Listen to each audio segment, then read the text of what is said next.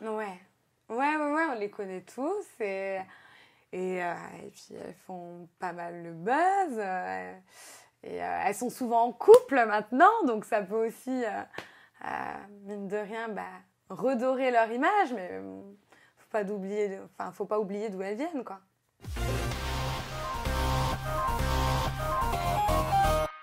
Bah comment elle va ta sœur? Ma sœur? Bah oui, ta sœur. Ma sœur. Bah, Mon ancien moi, tu veux dire? Non, Mélanie Amar. Ah non, c'est pas ma sœur! La blague de merde. Non, ce n'est pas ma sœur. On te l'a- Souvent, on me le dit. Mais j'allais dire on te l'a jamais faite celle-là ou je suis le seul à être aussi lourd? On me le fait souvent, ouais. Bon, super. Émilie Amar, ça, là, c'était toi avant. Là, c'est Émilie aujourd'hui. Alors, certains disent que tu aurais abusé de la chirurgie esthétique. Je te lis 2-3 petits commentaires bien gras des réseaux sociaux et tu Allez. réagis juste après. Allez, premier commentaire. Émilie Amar, c'était du sucre. Elle est devenue tellement laide à cause de la chirurgie, putain.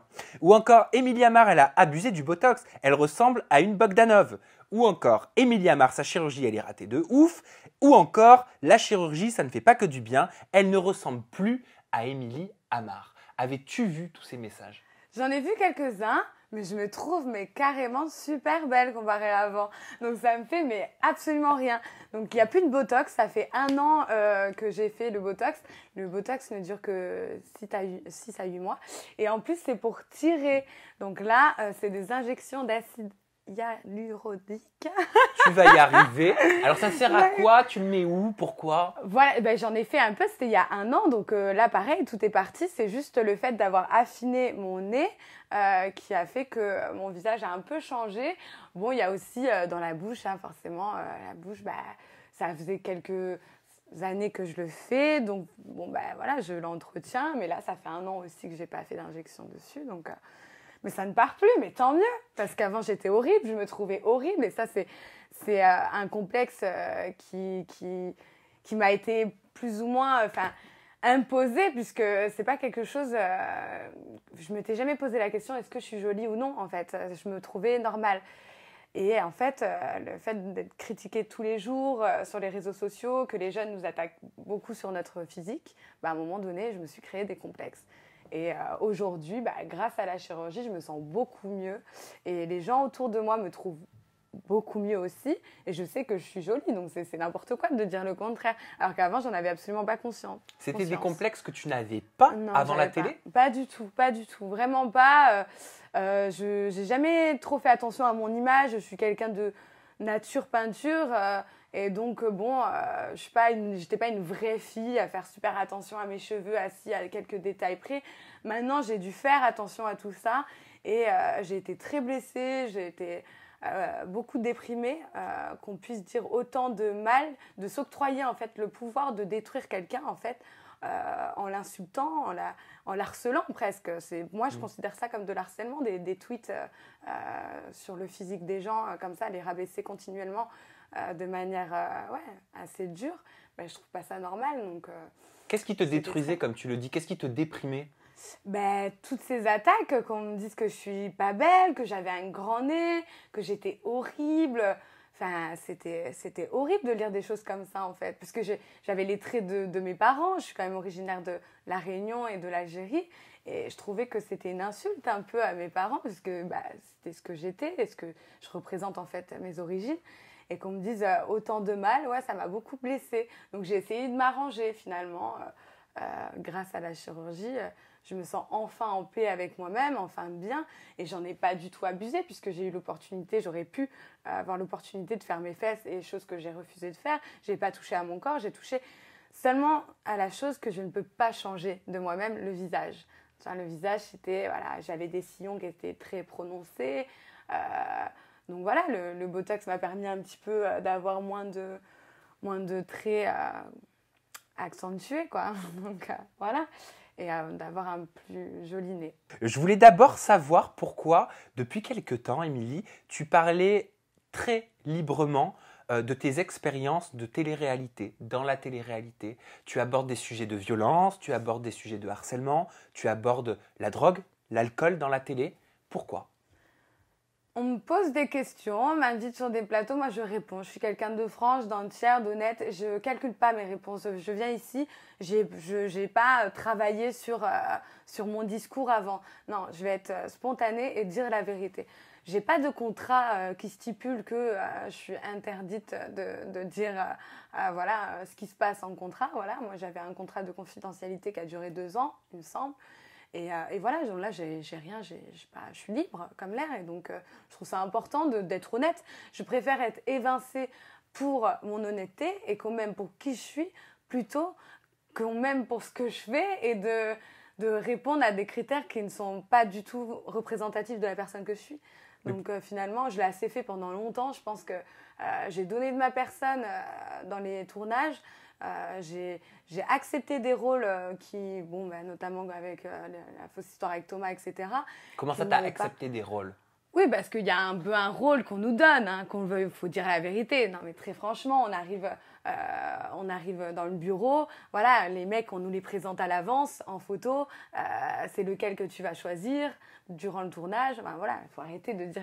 Tu peux nous expliquer quand ça se passe, là, ce type de rendez-vous? À quel moment? Au moment où on va signer notre contrat. À Paris? À Paris, exactement, à Boulogne-Billancourt. Donc bien avant de partir à l'étranger? Mais oui, bien avant. Et donne-nous un exemple, comment ça se passe, qu'on visualise, juste qu'on comprenne. Alors on arrive, on va signer le contrat, mais après ça dépend des personnes. Voilà, moi je pense que j'étais très naïve et du coup, vu que j'avais du mal à dire non, ils savaient qu'ils pouvaient faire ce qu'ils voulaient de moi. Donc j'arrivais dans le bureau et voilà, ils me présentaient les photos via son téléphone et me disaient bon, il y aura lui, je me souviens, il y avait Dimitri aussi, c'était une fois où je devais y aller, je n'ai même pas été, c'était les Anges 8, il me semble. Enfin, voilà, il me montrait des personnes avec qui je pouvais éventuellement avoir une histoire. Qui te dit ça? Je peux aller dire son prénom. Non, pas le nom, la fonction. La production. D'accord. Ah, c'est la production, oui, oui. Moi, ça a toujours été le cas, mais je parle pour moi, je ne parle pas pour les autres. Oui, donc oui, on bien m'accuse sûr. pas de mensonges. Non, mais moi c'est ton discours qui m'intéresse. Mais par contre... Ah, j'ai même eu une ITV, tu te souviens, même Friends Trip 2, l'histoire avec Ricardo. On m'avait convoqué des mois après Friends Trip 2 pour faire l'ITV à Paris, où j'ai dû dire qu'il y avait quelque chose d'ambigu avec Ricardo, mais que Ricardo avait dit la même chose en ITV. Il faut que je dise ça parce que sinon ça va pas être, ça concorde pas. Enfin, tu vois, sinon c'est pas bon avec ce qu'il a dit Ricardo. Et finalement, Ricardo, ce qu'il disait en ITV, c'était que il n'était pas du tout attiré par moi. Et la production m'a eu comme ça, parce qu'ils m'ont dit, tu dois dire que tu l'aimes vraiment bien et que tu te sens pas bien du fait de son rapprochement avec Jessica, nana. Tout ça, ça a été prémédité par la production. Et quand j'ai vu le tournage, après quand j'ai vu comment ça a été coupé, etc., j'ai dit mais en fait c'est une blague là, on m'a fait passer pour une amoureuse qui se fait jeter, quoi, qui est mal aimée, alors que finalement je m'en fichais de Ricardo. Moi j'ai fait ce qu'on m'a demandé. Pourquoi tu l'as fait? Pourquoi tu as fait ce qu'on t'a demandé si tu n'étais pas amoureuse de Ricardo? Mais parce que je pensais que j'étais payée pour ça, c'était mes premières émissions, je me suis dit on ne me donne pas de l'argent pour faire pour bronzer sur une pile. Je suis d'accord, mais t'as pas eu un contrat pour tourner dans Plus belle la vie ou dans Demain nous appartient ou Un si grand soleil. Oui, mais bon, j'ai vu de toute façon en tournage c'était comme ça. Moi, à chaque fois on m'envoyait me prendre la tête avec Amélie, je devais lui dire pareil, lui parler du rapprochement entre Jessica et Ricardo. Enfin, c'était le staff qui m'avait envoyé. Moi, je comprenais même pas pourquoi je devais dire ça. Et là, elle pétait un plomb. Elle faisait, mais elle est conne ou quoi? Elle a pas compris, machin et tout. Enfin, c'était ridicule parce que moi, j'arrêtais comme ça. Je regardais la caméra, je leur disais stop. Oui, stop, en fait, vous êtes en train de m'avoir là encore une fois. Et elle dit, mais elle est con celle-là et tout. Amélie disait ça.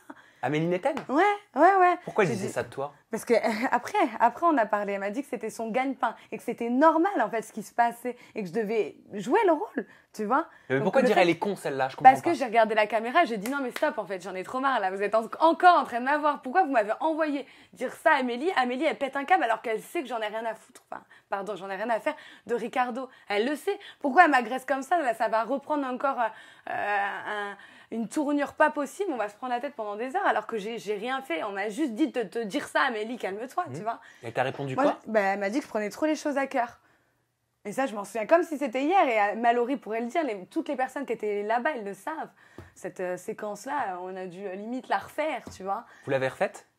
Du coup, on a coupé le passage là où je pétais un câble avec la production, tu vois, avec les caméras. Et puis, on a continué la prise de tête, mais moi j'étais désespérée, quoi. Je regardais comme ça, je dis, oh là là. Question, Amélie Netten, elle était sincère dans cette séquence ou elle jouait la comédie? Non, elle jouait la comédie, elle savait très bien. On sortait en off ensemble.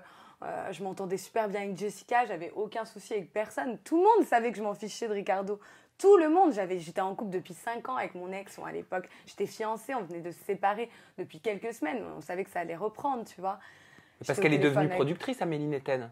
Je sais pas du tout. Si. D'accord, bah, ça lui va très très bien. Enfin, elle travaille en production. Bah oui, mais elle connaît bien son métier, elle connaît bien son boulot. Mais moi, je le connaissais pas et je trouvais ça malveillant de sa part, tu vois. Malvenu parce que j'avais 19 ans et que franchement, je le vivais pas du tout bien, moi, mon aventure dans Friends Trip 2. Donc, il y avait personne pour m'expliquer. J'étais vraiment... On me balançait des phrases à devoir dire à un moment donné. Et quand je le faisais, eh ben... ça me retombait dessus, mais genre, c'était volcanique, quoi. Mais parce qu'ils savaient qu'en même temps, je ne savais pas me laisser faire non plus par les candidats. Donc, voilà, dès que ça pétait, ça pétait, quoi. Mais moi, je ne comprenais pas, je ne pensais pas qu'on m'envoyait pour que ça prenne cette tournure-là, quoi. Je pensais qu'on aurait pu discuter, que c'était pour lancer un débat, plus ou moins, mais pas pour en faire tout un sketch après, quoi. Certains disent... Quand le peu de candidats comme toi racontent leur mauvaise expérience, ça arrive, certains ont tendance à dire bah oui, mais quelque part on vous a pas mis la corde au cou, vous le faites en connaissance de cause, vous le saviez. Mais moi j'assume totalement, mais bien sûr que je l'ai fait. Mais c'est normal parce que pour moi on est payé une somme qui est quand même, on est super bien payé. T'étais payé combien? On est payé, mais j'étais au même statut que tout le monde dans Les Anges. Hein. Dans Friends Trip je sais plus, je crois que j'étais à 200 par jour, mais dans Les Anges j'étais au même statut que Fred, que tout le monde. Mais c'est-à-dire 250 par jour. S'ils disent le contraire, franchement, il y en a qui ont essayé de négocier 300, 350, ça a été refusé. Après, bon, je pense que bien sûr, il y en a qui ont plus de notoriété pour qui ça a fonctionné, mais pas pour la plupart. Et donc, du coup, oui, non, moi, je pensais que c'était normal, tu vois. Surtout que, bon, il y a une production, il y a un staff autour de toi, il y a une certaine pression. Donc, je pensais qu'on était payé pour ça, tu vois. Que vraiment, il fallait accepter. J'étais dans le truc, j'étais dans le bain. Et en fait, c'est avec le temps, j'ai réalisé, après, justement, dans Friends Trip 3, ce qui m'a été reproché par la production, c'est qu'ils n'ont pas retrouvé la Emily de Friends Trip 2. Justement, moi, j'étais enfin moi dans Friends Trip 3. J'ai refusé de me mettre en couple avec Mélie, j'ai refusé certaines embrouilles. Au contraire, en fait, c'était presque qu'on avait... Et là, encore une fois, je vais dire une vérité, mais c'est que ça m'énerve, parce qu'il faut le dire. On avait quand même des rendez-vous tous les vendredis où ils nous convoquaient parce que c'était trop le monde des bisounours. Parce qu'on s'entendait tous bien. Donc, on se prenait c'était des rappels à l'ordre, quoi.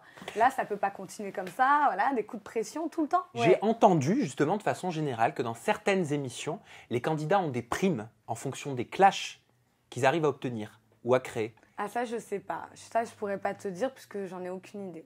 Ça t'étonne ou pas? Ça ne m'étonne pas du tout, pas du tout.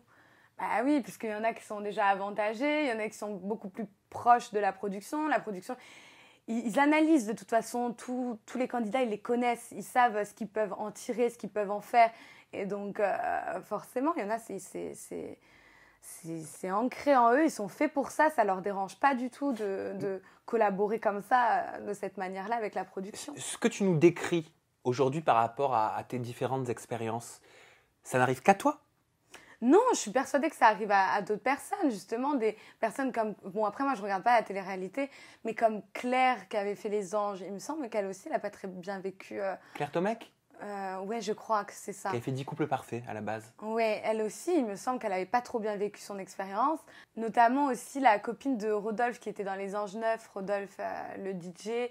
Donc, sa copine Hélène avait avait très, très mal vécu son expérience. Elle en pleurait.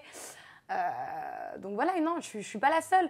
Ceux qui continuent là-dedans, qui percent, pour moi, sont des personnes qui ont une sensibilité très, peu développée. Pour moi, je suis trop hypersensible, je prends trop les choses à cœur. Mon tournage, je le vis vraiment. C'est pas, pour moi, c'est pas que de la fiction, quoi. Je veux dire, quand je me prends la tête, même si, bon, le noyau de l'histoire, finalement, il est faussé, enfin, c'est quelque chose d'inventé, et les insultes qu'on va se dire, ça va me blesser. Donc Donc les gens qui sont très forts mentalement et à qui ça leur fait rien, ben, c'est eux qui font le buzz et qui continuent sur cet élan, quoi. Il y a beaucoup d'argent en jeu? Il y a beaucoup d'argent, c'est pour ça que les gens préfèrent accepter en fait de jouer leur rôle à fond plutôt qu'être un peu humain, tu vois. Tu penses que ton discours, il passe comment auprès de certains candidats de télé-réalité et production? Mais je sais que mon discours, ils me reconnaissent, parce qu'ils me connaissent tous là-dedans. Ils ont, franchement, dans Les Anges Neufs, j'ai jamais eu trop d'affinité avec les gens. Bon, je m'entendais bien avec eux, mais il n'y avait pas de... Enfin, je veux dire, maintenant, on se dit bonjour. Voilà, ils savent comment je suis. Je suis quelqu'un de vrai, je suis quelqu'un de sincère. Donc, je sais qu'ils doivent se dire, ouais, écoute, elle n'a rien à perdre, donc elle dit la vérité. Ils ne peuvent pas dire le contraire. Ils ne pourraient pas dire le contraire, parce que à chaque fois, moi, j'en parlais, des fois avec Sénat, j'en parlais avec Hélène. Enfin, franchement, il y a des trucs, moi, je trouve ça manquait d'humanisme, tu vois. C'était douloureux quand même à vivre, hein, tu sais. Tu pleures, les gens, ils te regardent autour, ils rient de la situation, ils se disent que tant mieux, demain, ça va être une séquence en plus, tu vois. Il n'y a plus de... Je me fais l'avocat du diable, Émilie. Si tu avais de l'argent à perdre et de la visibilité à perdre, est-ce que tu parlerais? Ah ouais, non, mais c'est clair que peut-être que je parlerai pas. J'en sais rien. Non, je sais pas. Si, parce que, regarde, finalement, à chaque fois, le fait de dire des vérités comme ça, notamment dans ton interview où j'ai dit la vérité pour Thomas et moi, ça a valu ma place. C'était quand ça, c'était il y a un moment. Oui, mais ça a valu ma place dans les vacances des anges. Moi, j'avais signé mon contrat, je devais partir. Donc, finalement, moi, l'argent ne m'achète pas. Puisque tu as sorti l'émission, ils m'ont blacklisté, tu as sorti l'interview, ils m'ont blacklisté, mais c'était mon choix, c'était moi, j'en avais marre d'être associée à Thomas, et à un moment donné, je voulais dire la vérité, parce qu'il y avait des coupures au montage qui m'ont pas forcément plu, etc. Donc oui et non, parce que si j'ai pas percé là-dedans, c'est parce que j'ai dit la vérité à un moment donné, mais sinon je serais au stade que Thomas, parce que Thomas, on aurait fait les mêmes émissions ensemble. Je devais partir pour les vacances des anges, après ça aurait fait pim, tu vois. J'aimerais, Émilie, te partager et te montrer ce petit extrait vidéo qui fait référence à 2 interviews que j'ai sorties il y a plusieurs semaines et on commente et on discute juste après, d'accord? Ouais, regardez. Okay. Je dormais très peu, j'étais pas violente. Je pense qu'à un moment donné, ils n'utilisent pas que de l'eau et ils prennent des choses qu'ils ne devraient pas prendre. Voilà. Je pense que... C'est-à-dire, quand tu dis pas que de l'eau... Je pense concrètement qu'ils se droguent sur le tournage parce qu'ils ont des comportements de gens drogués. C'est vraiment, faut les voir. Il y a des moments où quand tu les regardes dans les yeux, il y a le vide. C'est le vide. Vraiment, c'est... Et c'est là où j'étais mal, tous les jours, j'étais pas moi, parce que je me disais, mais dans quoi j'ai atterri? Dans quoi j'ai atterri? Parce que je connaissais pas tout ce monde. Moi, je me suis éloignée de tout ça dans ma vie. Et là, j'arrive et je vois des gens qui sont... un coup, ils sont tout à fait normaux, ultra gentils, mais truc de fou. Et tout d'un coup, ça pète un plomb, mais tu sais pas pourquoi. C'est impressionnant à voir. C'est peut-être pour des séquences? Non, parce que même en off, ça continue. Tu avais vu cette ITV? Ouais, mais j'avais vu que des extraits sur Twitter. Ok. Ça te surprend? Bah non, du tout. Je la rejoins totalement dans son discours. C'est ça, il y a des réactions qui sont difficilement explicables, quoi. Enfin, on ne comprend pas, quoi. Il y a des pétages de plomb. Moi, j'en ai eu, hein, même en off. Donc, j'ai pas compris, quoi. Par exemple, avec on a eu des clashs. Qu'est-ce qui se passe, quoi? Pourquoi? Qu'est-ce qui t'arrive? Pourquoi tu t'acharnes comme ça, quoi? Et après, bon, des insultes. Moi, je me souviens, il dit d'aller niquer ma mère et tout. Et alors qu'on se connaissait pas, je venais d'arriver dans l'émission. Donc ouais, des fois, ouais, je pense que voilà, il y a des trucs. En quoi ça te gêne que certains, parce qu'il faut bien le dire, pas tout le monde consomme de la drogue exactement. en tournage, et la drogue c'est pas bien, et je ne fais pas le moralisateur, mais c'est que ça détruit la santé, vous le savez, j'espère que vous le savez, et ça peut conduire clairement jusqu'à la mort. Mais en quoi ça te gêne que certains candidats consomment des substances illicites en tournage? Ben, ça me gêne juste par rapport à leur comportement, l'acharnement, parce que puis même il y a une certaine confiance qui prennent d'un coup, soudainement. Ils se sentent un peu plus forts.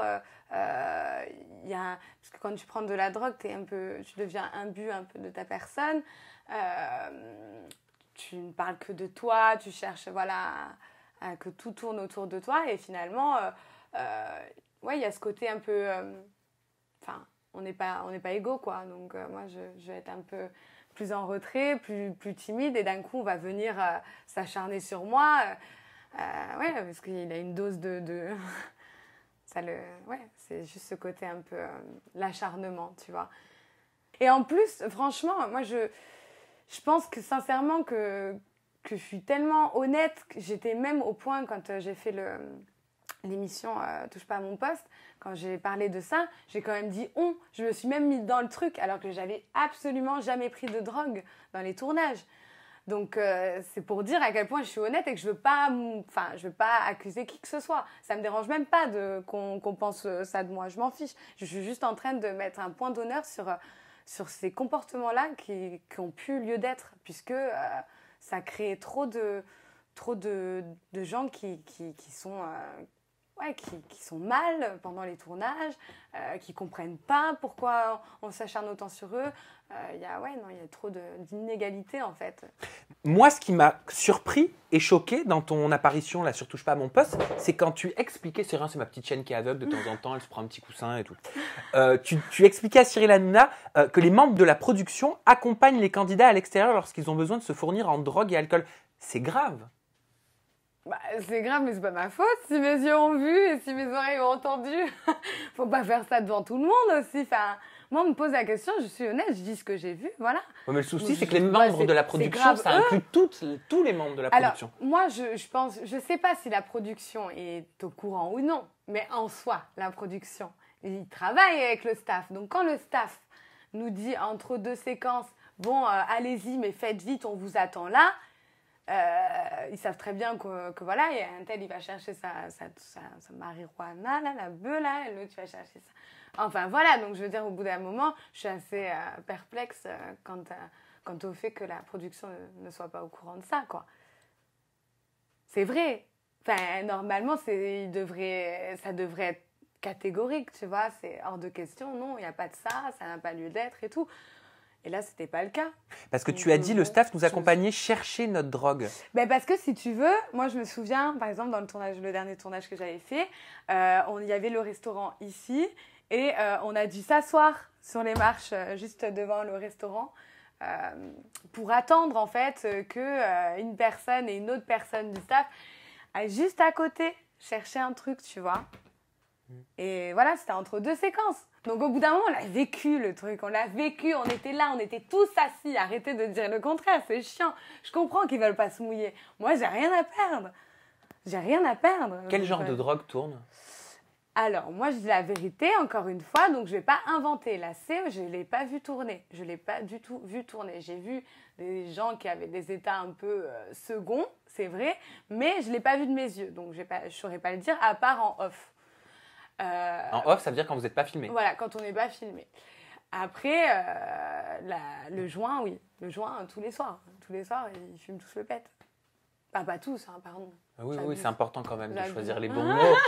Pardon. Tu parlais aussi de violence. Tu faisais référence à de la violence verbale, de la violence physique. Les deux. Verbal, beaucoup, ouais. Ouais, verbal, ça, c'est atroce. Je pense qu'il y a vraiment un gros problème là-dessus.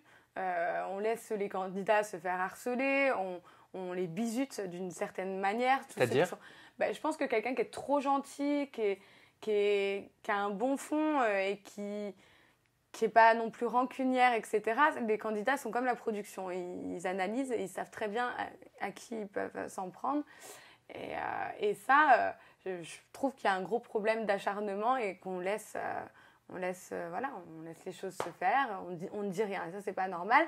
Donc ça crée encore une fois, comme les commentaires sur les réseaux, des complexes en tournage. Il y en a qui vraiment, comme je t'ai dit, qui pleurent, qui sont très très mal. Ça va beaucoup trop loin dans les propos et bien sûr il y a de la violence, bien sûr. On s'est violenté avec Rawel et j'en ai eu sur le tournage de Zéro Complexe. Donc voilà, je me suis pris une droite, mais... rien de mal. Ça va, je l'ai bien vécu. Mais bon, il y a de la violence quand même. Il y a de la violence quand même dans les autres tournages. Il y en a beaucoup. Moi, j'ai été punie avec Rawel. On n'avait pas le droit de sortir en off, du coup, parce qu'on s'était battu la veille. Vous étiez punis Ouais, on était punis, ouais. comme des enfants? Ouais, on était punis de sortie. Et ouais, punis de sortie. Les autres, ils allaient tous se promener. Nous, on était là, dans la villa, à pas pouvoir bouger. Et alors, ça vous a appris une leçon? Bah, pas du tout, quoi. On s'est encore plus détestés qu'autre chose, mais bon. Ouais, on était punis. Tu parlais aussi avec beaucoup de liberté de prostitution. Tu as dit, moi j'ai une amie dans la télé qui a été approchée par certaines filles qui ont été citées dans des articles. Personnellement, aucune de ces filles-là ne m'a proposé. Après, j'ai reçu des propositions au Luxembourg parce que forcément, il y a pas mal de proxénètes, des mails sur Facebook ou Instagram. J'en reçois beaucoup. T'en parles comme si c'était... Mais parce que c'est vrai, mais moi je comprends pas qu'on n'arrive pas à le dire. Il faut dire les choses telles qu'elles sont. Et les gens ne sont pas bêtes, les gens ne sont pas idiots. Certes, on est suivi par des jeunes qui peut-être, du coup, en entendent parler et se voilent un peu la face. Et Pas chez moi, je le dis. Moi, je suis... vous savez quoi, je vais vous donner une info. Je suis sur les 18-24 ans à plus de 50%. Ensuite, les 24-34 et après les 13-17 à 11%. Eh ben, tu vois, je pense que ce sont des gens très réfléchis qui sont pas sots et que ouais, faut le dire, faut appeler un chat un chat. Je trouve ça abusé puisque c'est des personnalités maintenant qui marchent le plus, qui sont le plus appelées pour d'autres émissions. C'est-à-dire, qu'est-ce que tu veux dire? Je trouve que la plupart des nanas qui font ce métier-là, qui Quel continuent métier? ou qui ont été escortes ou qui ont été prostituées. Et qu'ils le sont peut-être encore et ou qui pas? le sont sûrement peut-être encore, je ne sais pas. Donc je ne m'avancerai pas là-dessus. Mais je trouve que c'est elles qu'on idolâtre presque. Enfin, c'est les plus suivies, c'est les plus entendues, c'est les plus appelées par les productions. Et je trouve ça pas normal, quoi. Vraiment, ça me choque. Moi, ça me chagrine, en fait. C'est pour ça que je préfère ne pas faire le buzz. Et vraiment, c'est tout à mon honneur que d'avoir un passé sulfureux comme ça et d'être suivi par des millions de jeunes, tu vois, qui ont l'âge de ma petite sœur. Et finalement, de ne pas assumer en plus et d'essayer de me donner une image. Ces jeunes femmes-là, tu les vois encore en télé, au moment où on parle? Je les vois encore en télé, je trouve ça c'est atroce. Mais il y a eu tellement de preuves en plus qui sont sorties pour la plupart, grâce à un jeune blogueur là. Et voilà, et puis on en parle quelques jours et plus rien. Enfin, si, c'est grave en fait. C'est grave, c'est des filles qui sont censées représenter. Elles représentent rien, mais elles sont suivies en tout cas et les jeunes se reflètent à elles. Donc, mais c'est quoi le profil de ces jeunes femmes? C'est le profil type de bimbo, ok, gentil, rigolote, qu'on retrouve dans des programmes qui mettent en scène les gens du Sud. Donc voilà. Enfin, je pense au bout d'un moment, moi je trouve ça malheureux, tu vois, c'est tout. Je trouve ça malheureux. Il y en a dans différents programmes? Ouais, quasiment dans tous les programmes, vraiment. Mais quel est le but? Pourquoi recruter ces jeunes femmes-là alors que souvent ces émissions sont vendues à des chaînes dites familiales? Mais parce qu'elles parlent bien, elles s'expriment bien, elles sont présentables, elles sont belles, elles font le buzz, elles se mettent en couple, elles acceptent d'être cocues, d'être pas cocues, elles acceptent, tu vois, tout. Enfin, voilà, tu vois, elles font le taf derrière, il n'y a rien à redire. Donc ça marche. Tant que ça marche, tant qu'il y a de l'audience, elles sont suivies en plus de ça, elles sont suivies. Esthétiquement, voilà, elles sont tellement belles que ouais, c'est cool. Il en faut des nanas comme ça, mais bon, je trouve que recruter quand même des anciennes prostituées, non, je trouve pas ça non plus normal. Et puis à moi, on peut pas me la faire parce que je travaille à Saint-Tropez depuis 3 ans. Donc les clients qui viennent dans mon restaurant ou dans le palace dans lequel je travaille, etc., dans les établissements dans lesquels j'ai travaillé, ils savent que j'ai fait de la télé. Donc automatiquement, quand ils me parlent de quelqu'un, voilà, j'ai tout. Moi, j'ai tout, je sais tout. Et je dis rien en plus. Mais ces jeunes femmes-là, est-ce que tu es sûre qu'on les connaît tous? Tu as l'air de dire qu'elles sont extrêmement suivies, qu'elles sont très populaires? Ouais, on les connaît tous et puis elles font pas mal le buzz et elles sont souvent en couple maintenant, donc ça peut aussi, mine de rien, redorer leur image, mais faut pas oublier d'où elles viennent, quoi. Moi, ce qui m'a toujours énervé, c'est que quand il y a eu parfois des rumeurs,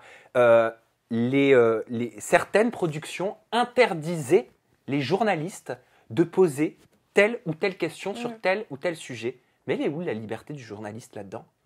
Et puis, pourquoi recruter une nana dont tu connais le passé et taper sur les doigts des journalistes parce qu'ils veulent poser les questions, parce qu'ils font leur job, en fait? Ouais, c'est le grand Mais paradoxe. moi, ça m'a toujours fait sortir de mes gonds. Exactement. Et qu'on me chauffe pas. Ah non, mais qu'on me chauffe pas, parce que va, le jour où je vais péter. Hein. Tu as bien raison. Tu as bien raison. Bon, c'est quoi tes projets dans la télé, Émilie? Bah alors pour le moment j'en ai pas et vu que je suis bien trop franche, je me demande si on va me recontacter. Mais t'aimerais continuer quand même? Mais attends, moi je vais te Je sais dire. pas. Mais je vais te dire, pour moi, une bonne candidate de télé-réalité, c'est justement ce que tu disais en introduction de cette vidéo. C'est une jeune femme ou un jeune garçon qui a justement de l'émotion et qui n'a pas peur de l'émotion. Tu vois? Pour moi, un bon candidat de télé-réalité, c'est pas celui qui fait l'acteur. Va prendre des cours au cours Florent, au cours Simon, et va jouer dans Plus belle la vie. Bah oui. Bah oui, c'est ça, exactement. C'est ça. Les gens en ont marre aussi de revoir toujours la même chose, les mêmes histoires. Moi, je regarde plus. Déjà, bon, j'ai jamais été très fan de télé-réalité, mais maintenant, quand je regarde, je sais exactement tout l'envers du décor. Donc, je sais l'histoire, d'où elle vient, comment ça se... Voilà. Je sais. Ça tu vois, devient il y a tout, prévisible voilà. au même titre que dans un film Exactement. d'horreur, on sait que c'est la blonde qui va mourir la première. C'est exactement ça. Les couples, ils se mettent même d'accord entre eux d'aller voir un tel va chauffer cette fille-là, nanana, comme ça, j'arrive à ce moment-là et tout. On se met même nous-mêmes d'accord, on se met tous d'accord entre nous pendant le tournage. C'est-à-dire, Donc, vous vous dites quoi? Bah oui, on se dit. Bah, par exemple, nous, on préméditait des prises de tête. On n'avait pas le choix parce que du coup, on a été convoqués juste avant. Donc, bah, on savait pas quoi choisir comme thème de prise de tête et on en choisissait une par hasard. Tu vois, là, je te parle de Friend Street parce que là, ça m'a fait tilt. Et par exemple, tiens, une épreuve là, ou tiens, Tatiana avec Émilie, tu vois. Tu vois, tout était prémédité, c'était chiant, tu vois. On s'aimait trop en même temps. C'est vrai que c'était con, on s'aimait trop. Mais On va se fabriquer des pancartes et on va manifester.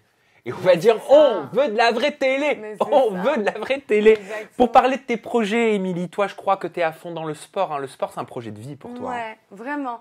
Ouais, je me suis mise dans le fitness parce que suite encore à une relation destructible que j'ai eue dernièrement, qui a duré 1 an, je me suis séparée, j'ai fait une grosse dépression et j'avais perdu 10 kilos. Donc j'étais à 46 kilos. Et là, je suis remontée à 51 grâce au sport, une hygiène de vie vraiment correcte et c'est ce qui m'a vraiment sauvée, quoi, pour le coup, vraiment. Donc, et puis oui, non, j'ai envie d'inciter les jeunes à faire du sport, notamment pour mentalement, qu'ils se sentent en phase avec eux-mêmes, bien, tu vois, qu'ils aient un bien-être constant, tu vois, parce que le sport, ça te libère, ça te donne que des bonnes énergies, tu vois, finalement. Et donc voilà, je les encourage à passer cette étape qui est le sport. Eh ben, merci pour ton discours, Émilie. Merci pour ta transparence. Voilà, la De transparence de ton discours. Tu nous as partagé tes différentes expériences. Tu n'en as pas eu qu'une seule. Je vous invite à nous donner votre avis dans la barre de commentaires. Elle est juste en dessous. Le bouton pour vous abonner à ma chaîne au-dessus de ma tronche, j'ai fait comme ça, je crois. C'est très important parce que ça vous permet de recevoir directement sur votre tablette ou votre smartphone la notification sans aller les chercher, tu vois, sur un moteur de recherche. Comme ça, vous loupez rien. Vous passez à côté de rien. Vous avez accès à tout. On va finir là-dessus. Le mot de la fin, il est pour toi. La caméra, elle est là. Gros bisous. Je vous aime. J'étais pas prête. Gros bisous et j'ai retrouvé mon Instagram, au fait, 2 ans après. Ah oui, ton compte. Ah oui, alors vas-y. Parce que voilà, juste, et on termine. Regarde, réseaux sociaux, Instagram et Snap, je ne trouve jamais tes comptes. Ah oui, j'ai que des fake comptes et en plus de ça, je m'étais fait pirater pendant 2 ans. Alors vas-y, c'est quoi ton Instagram, c'est quoi ton Snap? Émilie Amar sur Instagram, tout simplement, et sur Snapchat, Émilie Amar. Eh ben c'est parfait. Gros bisous, bye bye.